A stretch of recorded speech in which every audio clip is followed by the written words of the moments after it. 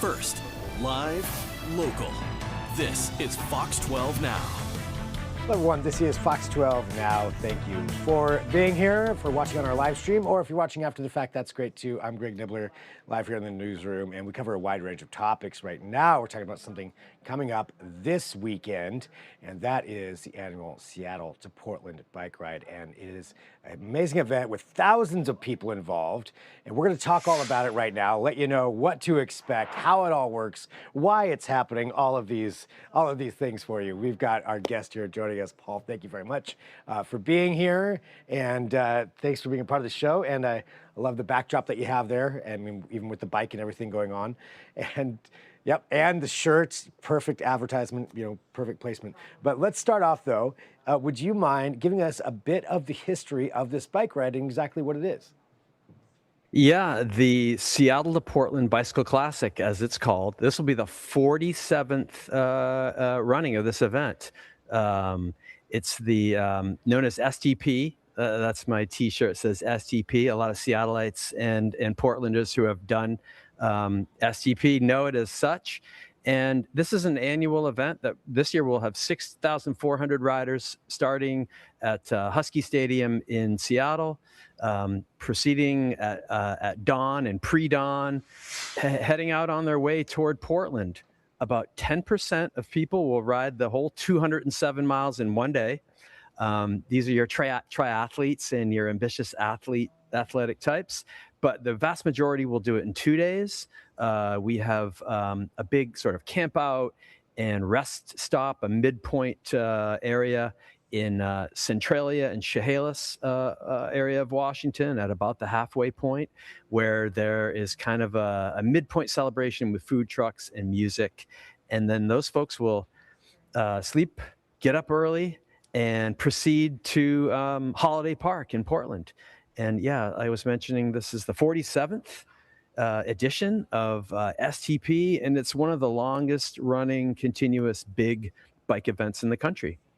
Amazing. 47th one of these. And, there's so many questions that I have about that. And you mentioned, there's going to be thousands of people that are involved in this.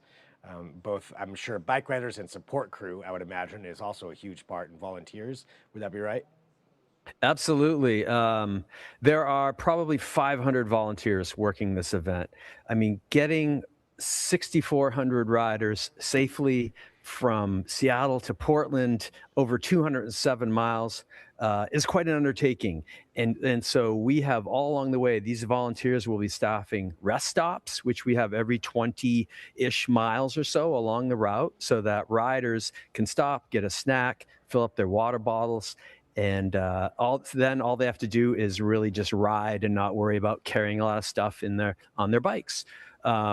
Volunteers also will be driving baggage trucks. We really make it easy for the riders to just bike and enjoy the ride. So we have Penske baggage trucks that will be carrying suitcases and things from Seattle to the midpoint and onward to Portland, so that these 6,400 riders can just enjoy the experience of STP. STP, I like to point out, it's a ride, not a race. A lot of folks will call it a race initially, but we are intentional about not making it a race and not even timing the riders, because we don't want folks to be speeding along and taking risks. We want them to really enjoy the ride, make friends, and have an experience that has been shared by generations of folks from Seattle and Portland, as well as from around the country and around the world. With that many people riding and stopping, I would imagine, every 20 miles and going to all these different spots, how important or how big of an impact does this ride have on the economies, even of some of these smaller towns that you're going through?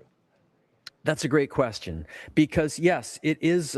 We partner intentionally with nonprofits along the way, especially in the Centralia and Chehalis area. And so for instance, there's a high school marching band that makes peanut butter and jelly sandwiches for us, and we pay them for that service. And that's an example all along the route. There are kids who open up lemonade stands to sell lemonade to riders coming through. And just about every gas station and mini mart or little diner along the route will get a boost in business this weekend because these thousands of riders, while we do provide rest stops and snacks, they oftentimes will stop on their own and buy food from local stores, local businesses. And we love that because we really want STP to be an economic boost especially for a lot of these smaller rural towns that we pass through. And then in Portland, we partner with the Portland Bicycling Club, which helps us with staffing the finish line celebration in Holiday Park.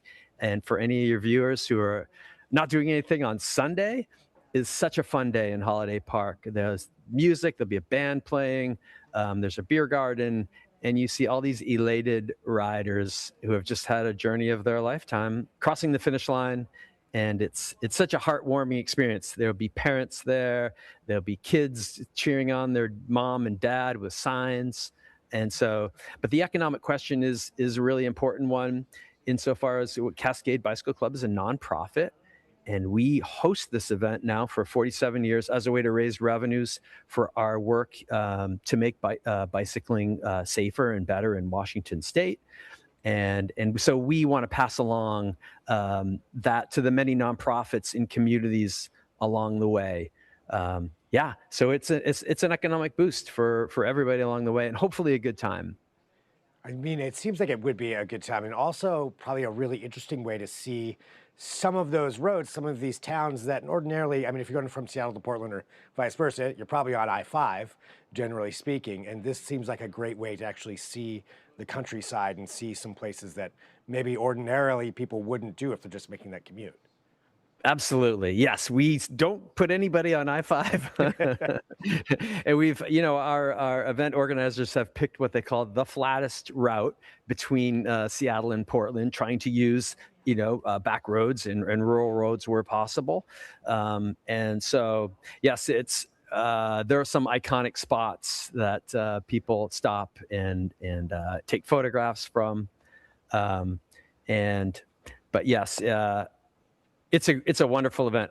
When you work for Cascade like me, we're all working this weekend, and we work STP weekend year after year. So I never get to ride STP, but maybe one day when I'm retired, I'll have that pleasure.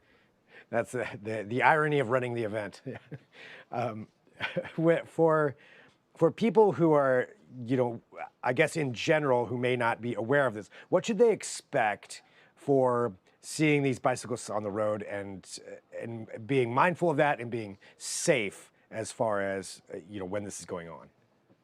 Yeah, well, we have the route is shown on our website. We have an STP, a Seattle to Portland landing page with all the info and on the route. So if anybody will be driving, they can check out the route there. But yes, we just urge all of our riders, as well as everybody on the road Saturday and Sunday, to be mindful and considerate, and just remember that it's not a hurry. We can all get down the road safely, and we for sure encourage all of our riders to be on their best behavior. But there are times when you have this many riders going down the road, it would be an opportunity for cars that need to pass to slow down and wait for a safe opportunity to do so. We hope that this event is a real boost for all the local economies, but we're also mindful that it can be an inconvenience for some people who have to drive on Saturday and Sunday morning. So we minimize that to the greatest extent possible. But it's a ride for a good cause. As I said, we use the revenues to support everything from our efforts to give bike lessons to folks who need them in Washington State, as well as advocate for more safe bike lanes and bike infrastructure, which Portland is a great example of a city that has a lot of bike routes and bike paths and bike lanes. And similarly in Seattle, and we're the organization that works to promote that safe cycling. Right. Well, I mean, it sounds really amazing. So for everybody out there who, for what I understand, it's sold out. Is that correct? For anybody last minute? Correct. Yeah. 6,400, which is the most since before the pandemic. There was a time historically back during the Lance Armstrong era when it seemed like road cycling was all the rage and everybody was watching the Tour de France, or at least a lot of folks were, when we would get over 10,000 people doing the Seattle to Portland. And that was almost too big because, as you can imagine, every extra 1,000 people is a real undertaking in terms of getting them all the food and resources they need, and get them safely to from one big city to another. So 6,400. We hope to get up to 7,000 next year. It's been growing every year since COVID, when we had to really downsize. But now it's coming back and been getting bigger every year. And so, Greg, I look forward to having you out on the route in the future. Now you know all about it. Yeah. I'd be happy to train with you. I would definitely be interested in doing it. I am a 2-day person. I would not be doing that in one day, Amen. but a 2-day fun ride, stopping off along the way every now and then. That sounds pretty amazing, actually. So yeah, That's my speed too. yeah. And if you do show up in Holiday Park, there'll be a lot of cool STP merch, including this. We've got some nice T-shirts this year. We try to have new swag every year. STP T-shirts, hats. We're selling sun hoodies, and all the revenues go to a good cause. So for your Portlanders who are not riding, I wouldn't be surprised if a lot of your listeners have family or friends who have done STP, because I'm continuously bumping into people who said, "Oh yeah, I rode that in high school back in the '80s or in the '90s, and now I'm riding it with my kids." And it's that multi-generational aspect of STP, and the fact it says something about the Northwest and our two cities, Seattle and Portland, that this thing has been able to survive for so long, for 47 years, when so many events peter out after after a time. But this event has legs and a lot of support. And I hope your listeners, your watchers, are able to get out to Holiday Park this weekend. Fantastic, man. Thank you very much, Paul, for joining us too to talk about this. 47 years, yeah, that's a huge feat in its own right. Let alone the fact that all of these people and, as you said, generations keep coming back to do this. So really awesome, and best of luck here this weekend. Looking forward to seeing everybody showing up in Portland on Sunday, and that big party, as you mentioned, there at Holiday Park. So Come on down. There'll be awesome. music and beer and food, and I'll be there. There you go. There's the party right there, and merch. Well, thanks so much. Really appreciate you joining us here for this. Thank you, Greg. And for everybody watching, again, we are streaming live, but you can watch these segments after the fact as well on the website, on our apps, on YouTube, so they will be up there also. But we do need to take a quick break. We'll come back. We've got more here on Fox 12 Now.